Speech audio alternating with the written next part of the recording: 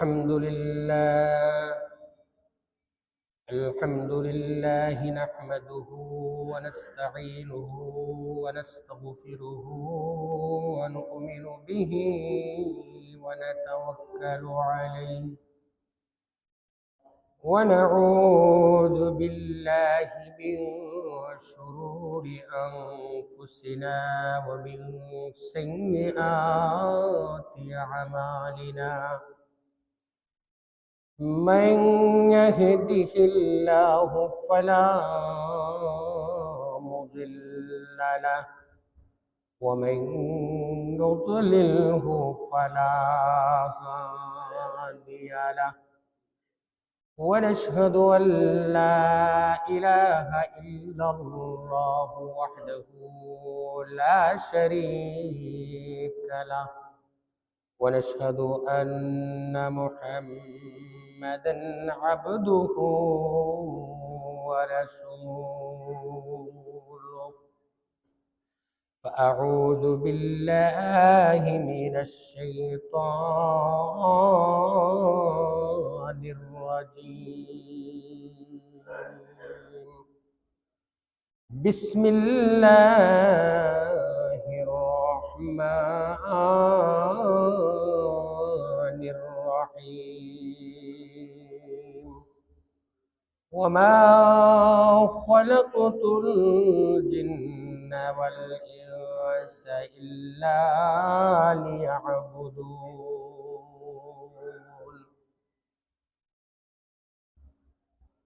وقال الله تعالى إن الله وملائكته يصلون على النبي يا أيها الذين آمنوا صلوا عليه وسلموا تسليما اللهم صل على سيدنا مولانا وعلى آل سيدنا مولانا ابو حنیفہ بدھ امام باصفا ابو حنیفہ بدھ امام باصفا اسراج امتان مصطفیٰ اللہم صلی علی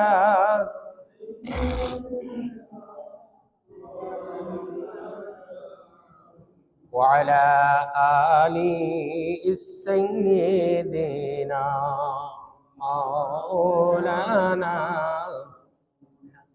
شد وجود رحمة للعالمين شد وجود رحمة للعالمين مسجد او شد ہمارو یہ زمین اللہم صلی علی مولانا محمد وعلى آل سيدنا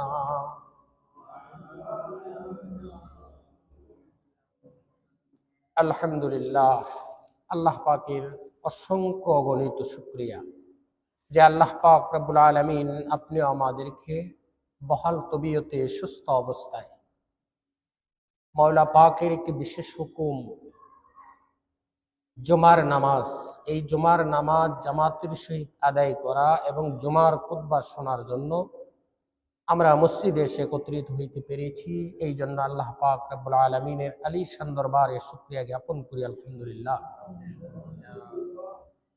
আমি আপনাদের সম্মুখে বহুল পরিচিত, অনেকবার শুনেছেন আয়াতটি, ওই একটি আয়াত আমি আপনাদের সম্মুখে তেলাওয়াত করেছি।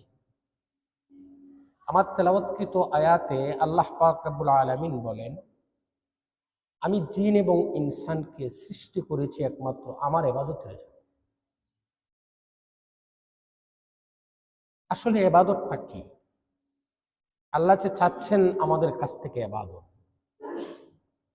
ইবাদতের উদ্দেশ্যটা কি? আল্লাহর কি প্রয়োজন ইবাদতে? ইবাদত শব্দের অর্থ হচ্ছে দাসত্ব, দাসত্ব স্বীকার করা, গোলামি স্বীকার করা। মালিক যে উদ্দেশ্যে দাস খরিদ করেছে, গোলাম খরিদ করেছে, মালিকের উদ্দেশ্য পূরণের জন্য তার আদেশ মেনে চলা, নিষেধ বর্জন করা।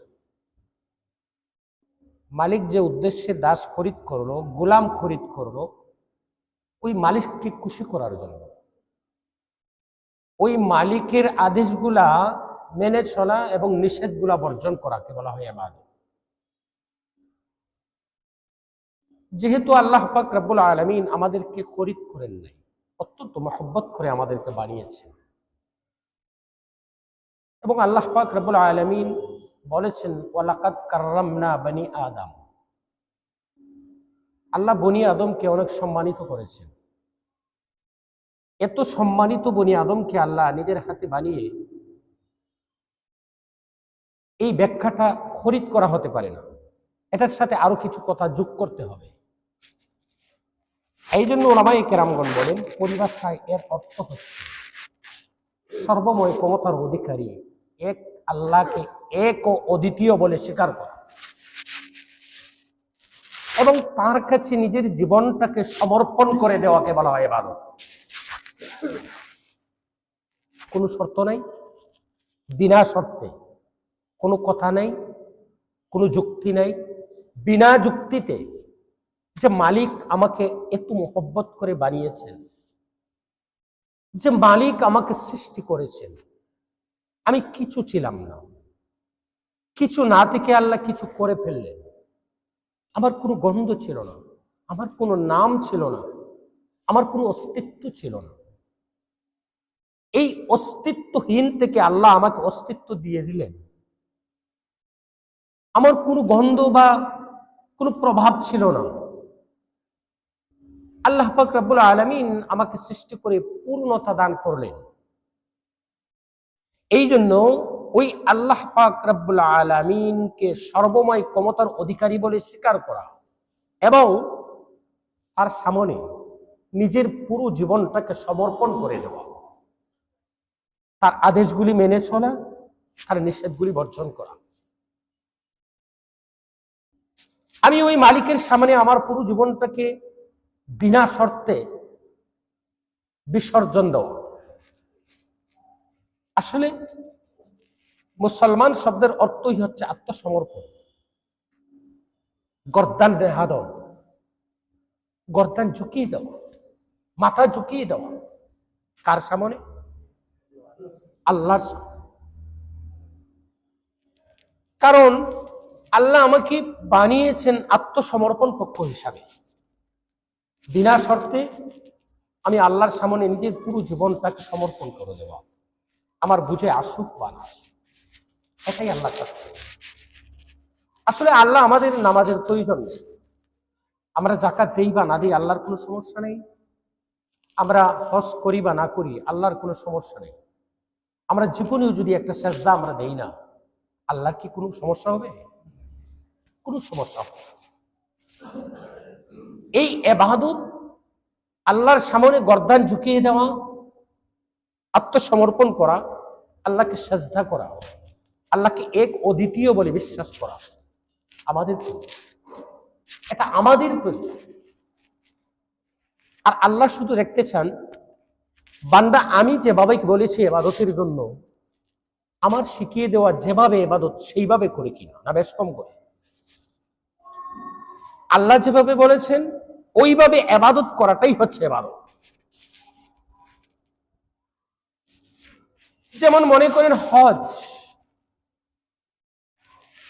একটা ইসলামের রুকুন, গুরুত্বপূর্ণ একটা ইবাদত, ঠিক না বেটি? নামাজ যেমনি ফরজ, হজ তেমনি ফরজ। দেখেন হজের মধ্যে কোনো নামাজ নাই, হজের মধ্যে কোনো রুকু নাই, হজের মধ্যে কোনো সেজদা নাই, হজের মধ্যে সুনির্দিষ্ট আল্লাহর পক্ষ থেকে কোনো দোয়া নাই, হজের মধ্যে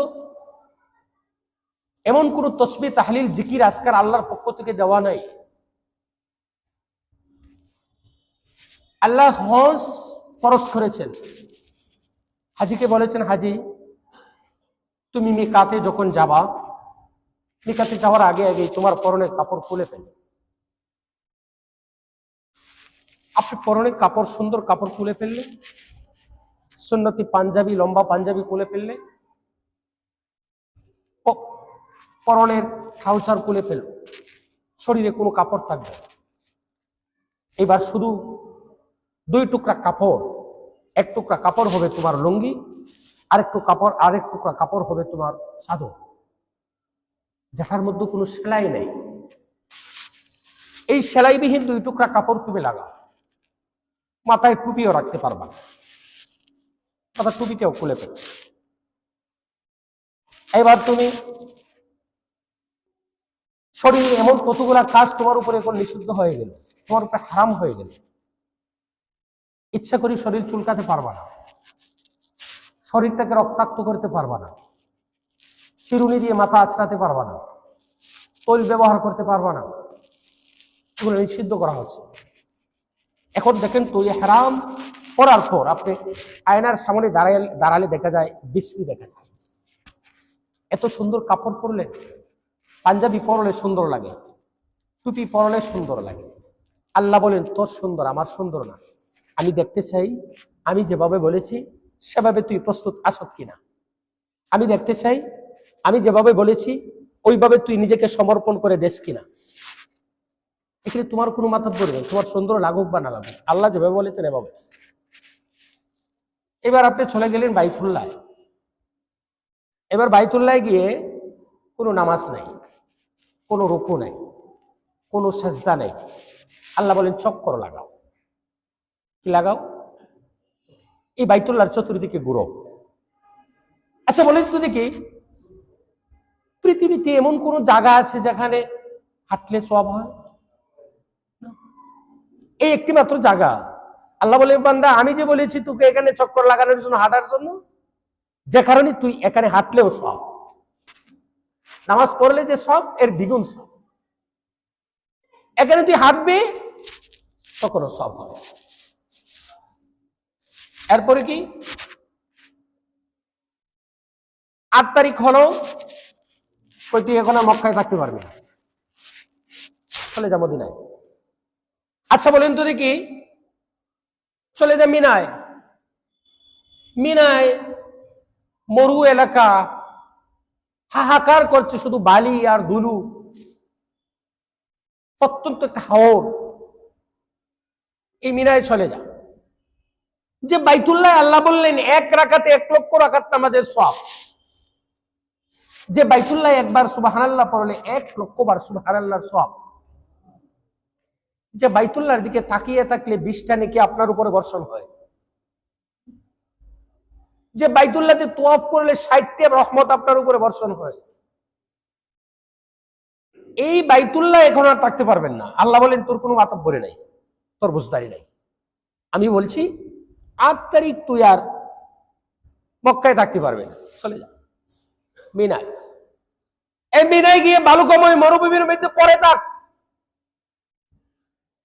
চলে গেলেন হারাম বেদে মিনায়।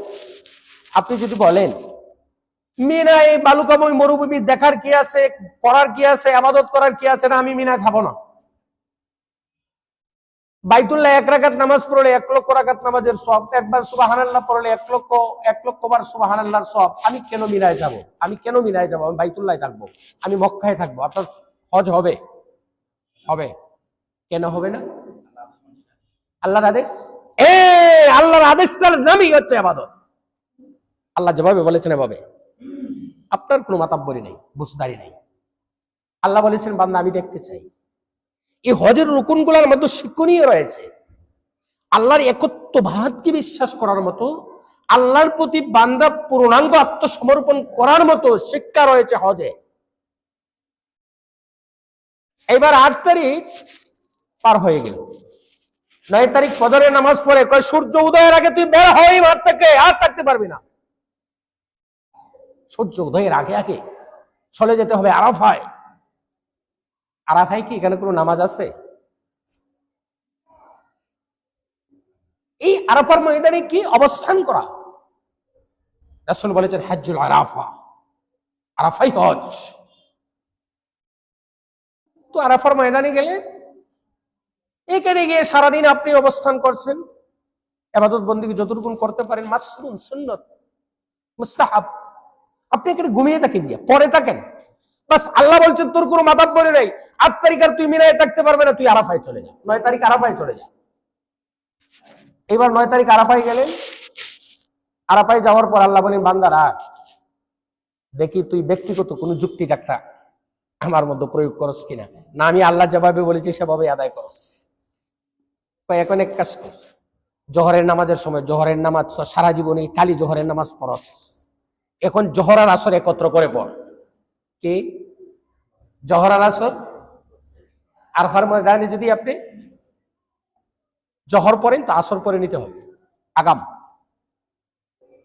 এখন আপনি যদি বলেন এখন জোহরের রক্ত হয়েছে, আমি জোহরের নামাজ পড়বো আর আসরের সময় আসরের নামাজ পড়বো, হইব? হবে না, আল্লাহর আদেশ। এবার মাগরিবের সময় হয়ে গেল, আল্লাহ বলেন বান্দা আর আরাফায় থাকতে পারবে না। আল্লাহ দেখেন কতভাবে যে এর পরীক্ষা করছেন এবং কতভাবে যে আল্লাহকে মানার, আল্লাহর সামনে আত্মসমর্পণ করার পদ্ধতি এবং মনকে মানিয়ে নেওয়ার যে অবস্থা। সূর্য যখন ডুবে যাচ্ছে মাগরিবের নামাজ তুই আরাফায় পড়তে পারবি না, মাগরিবের নামাজ আরাফায় পড়তে। হজে গেলাম দেখি অনেক হাজিরা শুরু করে দিচ্ছে নামাজ, হাজি সাহেব নামাজ বন্ধ করে, নামাজ হবে না। মাগরিবের সময় যেতেছি অন্ধকার হয়ে যেতে, আমি হবে না তো আপনার নামাজ, আপনি অন্ধকার হয়ে যাক, রাত 3টা বাজুক, আপনি মাগরিব এবং এশা একত্রে পড়তে হবে মুজদালিফায়।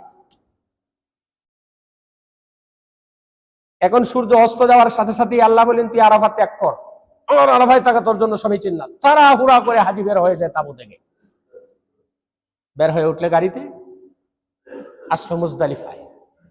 মুজদালিফায় এসে এখন যদি বলে মাগরিবের নামাজ মাগরিবের সময় আদায় করি, এশারের নামাজ এশারের সময় আদায় করব, হবে? আল্লাহ বলেন না, এখানে তোমার কোনো মাতাব্বরি নেই, তুমি মাগরিব আর এশা একত্রে আদায় করো। এইবার কোনো কাজ নেই, শুয়ে থাক পাথরের উপরে, পাথরের উপরে। আচ্ছা বলেন তো দেখি, মুজদালিফার মধ্যে খালি পাথর আর পাথর, ছোট ছোট পাথর, এই পুরো একটা মাঠ কাকা করছে, এই মাঠের মধ্যে মাদুর বিছিয়ে শুয়ে থাকে, অনেক হাজিরা পাথরের উপরেই শুয়ে আছে, নিচ থেকে গরম, সারাদিনের রুদ্রে এই মাঠ থামার মতো গরম, কিন্তু খুব আরামের ঘুম হয়, খুব আরামের ঘুম হয়। তো আপনি রাত্রির বেলা চলে আসছেন মুজদালিফায়, মুজদালিফায় এসে রাত্রি যাপন করলেন, কঙ্কর কালেকশন করলেন, পরের দিন শয়তানকে পাথর মারতে হবে। ফজরের নামাজ পড়ছেন, আল্লাহ বলেন পরের দিন 10 তারিখ ফজরের নামাজ পড়ছেন, আর লেট করা যাবে না, সূর্য উদয়ের আগে আগে তুই আরাফার ময়দান ত্যাগ কর। কিভাবে দৌড়ায় আল্লাহ! হাজি লাইন ধরে হাঁটতে হাঁটতে ছুটছে, চলে যাচ্ছে মিনায়, শয়তানকে কঙ্কর মারবে। আসলে শয়তান আছে একটা ফিলার প্রতিকৃতি, এখানে গিয়ে অনেক হাজিরা আবেগের বশীভূত হয়ে জুতা নিক্ষেপ করে, ব্যাগ উড়িয়ে দেয়, শয়তান রে আজকে আর রাখবো না। আল্লাহ বলেন বান্দা এখন কোন মানুষ যদি বলে এটা সরকারে বানাইছে ফিলার, এত বড় ফিলারি, ফিলারের মধ্যে কঙ্কর মারার কোনো অর্থ আসেনি। আল্লাহ দেখতে চান বান্দা আমি তোকে এখানে পরীক্ষা করে নিতে চাই, জাস্টিফাই করে নিতে চাই তুই আমার প্রতি কতটুকু ঈমান এনেছিস। তোর ইবাদতটা আমি যেভাবে বলি সেভাবে হয় না তোর মন মতো হয়। এই হজ থেকে ইবাদতের নিয়ম কানুন ডিসিপ্লিন আল্লাহ শিক্ষা দিচ্ছেন। আল্লাহ বলেন যেভাবে আমি বলেছি সেভাবে, ওইভাবে তোর নিজের জীবনটাকে আমার সামনে সমর্পণ করে দেওয়ার নামই হচ্ছে ইবাদত। নেহাদন, গর্দান নেহাদন, গর্দান ঝুঁকানো, আল্লাহর আদেশের সামনে নিজের গর্দানকে ঝুঁকিয়ে দেওয়া, নিজের বরত্বকে মিটিয়ে দেওয়া, আল্লাহকে এক অদ্বিতীয় সর্বময় ক্ষমতার অধিকারী হিসেবে স্বীকার করা, এটাই হচ্ছে ইবাদত। ইবাদত হচ্ছে জীবনের উৎস। আমি আপনাদের সম্মুখে যে আয়াত তেলাওয়াত করেছি, ওই আয়াত শরীফে আল্লাহ বলেন, ওয়ামা খালাকতুল জিন্না ওয়াল ইনসা ইল্লা লিয়াবুদুন, আমি জিন এবং ইনসানকে কেবলমাত্র, একমাত্র, শুধুমাত্র ইবাদতের জন্য সৃষ্টি করেছি। যেহেতু শুধুমাত্র ইবাদতের জন্যই সৃষ্টি করেছি, আনালে সৃষ্টির প্রয়োজনই ছিল না, তাহলে সৃষ্টির উদ্দেশ্য কি? ইবাদত। সৃষ্টির উদ্দেশ্য কি? ইবাদত, ইবাদত করানো, এটাই হচ্ছে। তাহলে এক কথায় বলা যেতে পারে ইবাদত হচ্ছে জীবনের উৎস। আমি যে একটা জীবন পেয়েছি, আল্লাহ যে আমাকে অত্যন্ত দয়া করে একটা জীবন দিয়েছেন, জীবনটা কেন দিয়েছেন? ইবাদত করানোর জন্য, ইবাদতের জন্য। তাহলে ইবাদত হচ্ছে জীবনের উৎস। কারণ উৎসকে যদি কোনো মানুষ বলে যায়, তাহলে উৎস থেকে যে উৎপন্ন জিনিসটা, এটা ধ্বংস হয়ে যায়। বলবেন কিভাবে? যেমন মনে করেন পানির উৎস হচ্ছে ঝর্ণা, প্রবাহ, স্রোত প্রবাহিত হওয়া, এটা হচ্ছে নদীর উৎস। নদীর উৎস ঝর্ণা, স্রোত প্রবাহিত হওয়া। এখন স্রোত যদি মরে যায়, নদীর পানি প্রবাহমান হয় না, নদী টিকে থাকবে? নদীর অস্তিত্ব বিলীন হয়ে যাবে। কারণ নদীর উৎসটাই হচ্ছে প্রবাহ হওয়া, পানি প্রবাহিত হওয়া, পানি চলাচল করা। পানির চলাচল যখন বন্ধ হয়ে যায়, নদীটা মরে যায়। যেমন গাছের উৎস হচ্ছে মাটি, মনে করেন গাছের নিচে কোনো মাটি নাই, গাছ টিকে থাকবে না মরে যাবে? মরে যাবে। তাহলে গাছের উৎস হচ্ছে মাটি। আপনি এখানে ফ্যান চালাচ্ছেন বিদ্যুতের মাধ্যমে, কিন্তু বিদ্যুতের উৎস হচ্ছে পাওয়ার হাউস। পাওয়ার হাউসে যদি বিদ্যুৎ না থাকে, আপনি এখানে বিদ্যুৎ পাইবেন? পাইবেন? তাহলে গাছের উৎস মাটি, বিদ্যুতের উৎস পাওয়ার হাউস, নদীর উৎস পানি প্রবাহিত হওয়া, মানুষ সৃষ্টির উৎস হচ্ছে তার ইবাদত। এখন ইবাদত যদি করেন না, ইবাদত যদি করেন না, তাহলে আপনি উৎসকে বলে গেলেন। আর উৎসকে বলে গেলে কোনো মানুষ উৎস থেকে উৎপন্ন জিনিসটি থেকে বঞ্চিত হয়। প্রশ্ন থাকতে পারে, হুজুর অনেক ইহুদি খ্রিস্টান ও মুসলমান আছে, এরা তো কোনো ইবাদত বন্দেগী করে না, এরা তো দুনিয়াতে খেয়ে দেয়ে বেঁচে আছে, প্রভাব প্রতিপত্তি, অট্টালিকা, রাজত্ব, ক্ষমতা, সিংহাসন সব এদের হাতে, এরা তো ইবাদত করে না। প্রশ্ন থাকতে পারে না? এই কথাটা বুঝতে গেলে বুঝতে হবে ইবাদত কত প্রকার। ইবাদত দুই ধরনের। কয় ধরনের? একটা ইবাদত হচ্ছে স্বেচ্ছায়, আর একটা হচ্ছে অনিচ্ছায়। বলেন, একটা স্বেচ্ছায়, আরেকটা অনিচ্ছায়। আমি নামাজ পড়ি, জুমার নামাজে আসছি, স্বেচ্ছায় আসছি। আমি রোজা রাখি, স্বেচ্ছায় রাখি। আমি যাকাত দেই, স্বেচ্ছায় দেই। আমি হজ করি, স্বেচ্ছায় করি। আমি হারাম থেকে ফিরি, স্বেচ্ছায় ফিরি। আমি ভালো কাজ করি, স্বেচ্ছায় করি। আর ইহুদি খ্রিস্টানেরা যদিও স্বেচ্ছায় ইবাদত বন্দি করে না, কিন্তু অনিচ্ছাকৃত ভাবে তারা ইবাদত করে যাচ্ছে। বলবেন কিভাবে? আচ্ছা বলেন তো, দিকে খাবার কি ইবাদত না? আল্লাহ বলেছেন না, কুলু ওয়াশরাবু, খাও পান করো। আল্লাহর আদেশটার নামেই যদি ইবাদত হয়, আল্লাহ বলেছেন খাও পান করো, এটা ইবাদত না? এটা আল্লাহর আদেশ না? ঘুমানো ইবাদত না? ওয়াজআলনা নাওমাকুম সুবাতা ওয়াজআলনা আল-লাইলা লিবাসা, ঘুমটাও তো ইবাদত। ইহুদি খ্রিস্টানরা ঘুমায়নি, পায়খানা প্রস্রাব ইবাদত। এই অনিচ্ছাকৃত এই সমস্ত ইবাদতের কারণে তার দেহটা কিছুদিন টিকে থাকে। দুনিয়ার জমিনে 50, 60, 70, 80 বছর তার দেহটা টিকে থাকে। ইচ্ছাকৃত স্বেচ্ছায় ইবাদত হলে আল্লাহর কাছে এটা ডিপোজিট হতো। অনিচ্ছাকৃত ইবাদতের উসিলায় আল্লাহ সৃষ্টি করেছেন ইবাদতের জন্য। ইবাদত হচ্ছে মূল জিনিসের উৎস, ইবাদত হচ্ছে সৃষ্টির উৎস। এই উৎসের একটা একটা অধ্যায়কে তারা পালন করতেছে, অনিচ্ছাকৃত ভাবে তারা ইবাদত করতেছে। আর অনিচ্ছাকৃত ইবাদতের কারণে দুনিয়াতে কিছুদিন তার দেহটা টিকে থাকে। 50, 60, 70 বছর পরে একদিন মরে যায়। মরে যায় কি মরে যায় না? তার দেহটি থেকে যখন প্রাণ চলে যায় তখন তার দেহটি ফেলে দেওয়া হয় ডাস্টবিনে, ময়লা আবর্জনায়, অর্থাৎ জাহান্নামের ডাস্টবিনে আল্লাহ ফেলে দিবেন।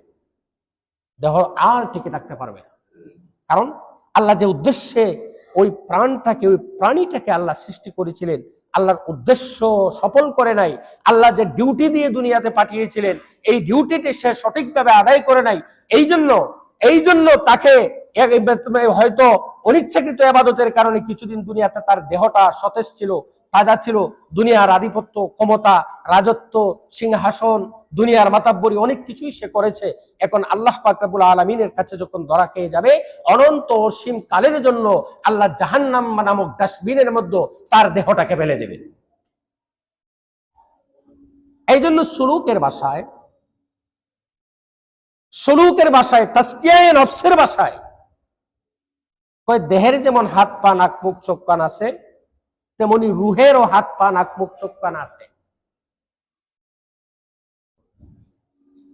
এই দেহের যদি হাত পা নাক মুখ চোখ কানের কোনো সমস্যা হয়, দেহ অচল হয়ে পড়ে, ঠিক তেমনি রুহকে যদি মানুষ ইবাদত দিয়ে তাকে তরুতাজা না করে, তার রুহটা মরে যায়। আর তার রুহটা যখন মরে যায় তখন তার দেহটা অকেজো হয়ে যায়। তার ভিতর থেকে রুহ যখন চলে যায়, তার দেহটা এমন অকেজো হয়ে যায়, আল্লাহ পাক রব্বুল আলামিন ওই দেহটাকে নিঃশেষ করে জাহান্নাম নামক ডাস্টবিনের মধ্যে ফেলে দেবেন। তাহলে আল্লাহ সৃষ্টি করেছেন কেবলমাত্র কিসের জন্য? ইবাদতের জন্য, শুধু ইবাদতের জন্য।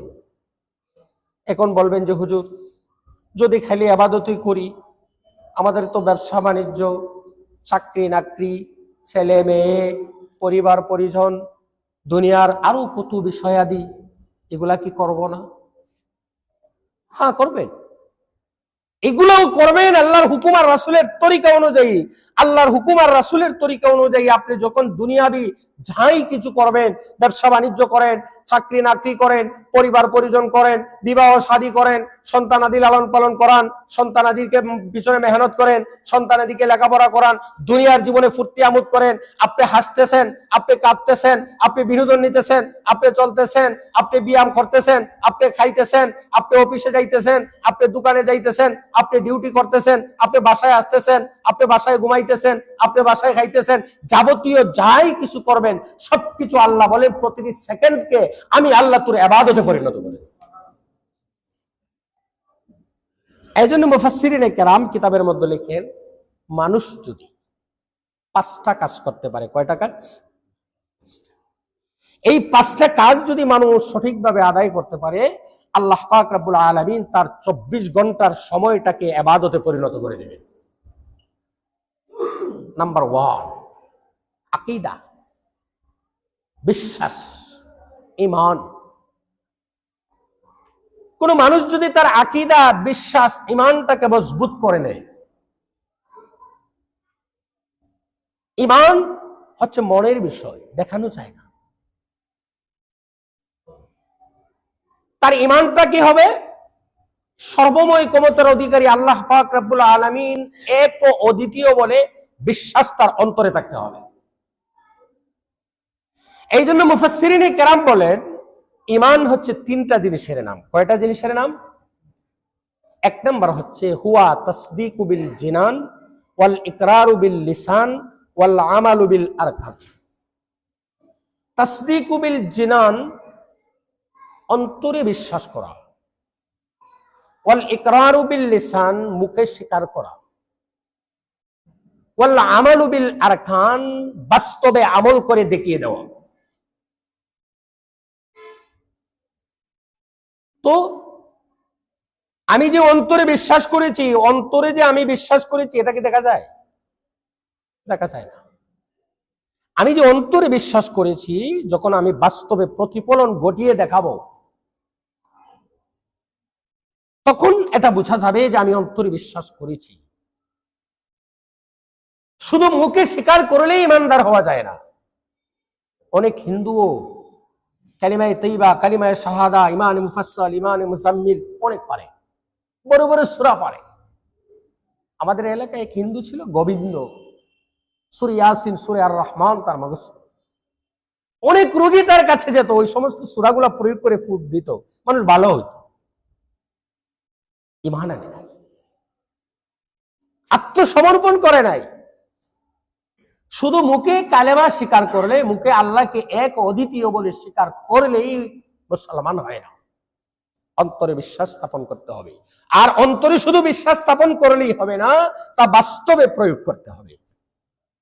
অনেক মানুষে বলে নামাজ পড়ুক বা না পড়ুক, ইমানের খাড়াটা ঠিক আছে, বলে না? বলে না? নামাজ পড়ে না, ইমানের খাড়াটা ঠিক আছে। আমি বলি এর তো খাদাই নাই, আবার ইমান পাইলেন কোথা থেকে? কোন মানুষ ফজরের সময় ইমান আনছে, তার প্রথম নাম্বার কাজ হলো ফজরের নামাজটা আদায় করিয়ে দেওয়া।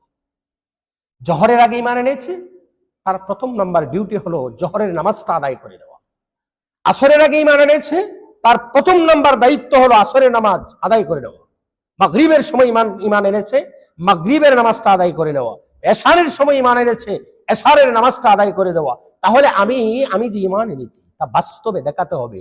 ওয়াল ইকরারু বিল লিসান ওয়াল আমালু বিল আরকান, আমি আমলে পরিণত করে দেখাতে হবে। আর আমি যখন আমলে পরিণত করে দেখাবো, তখন বোঝা যাবে আমি ইমান এনেছি।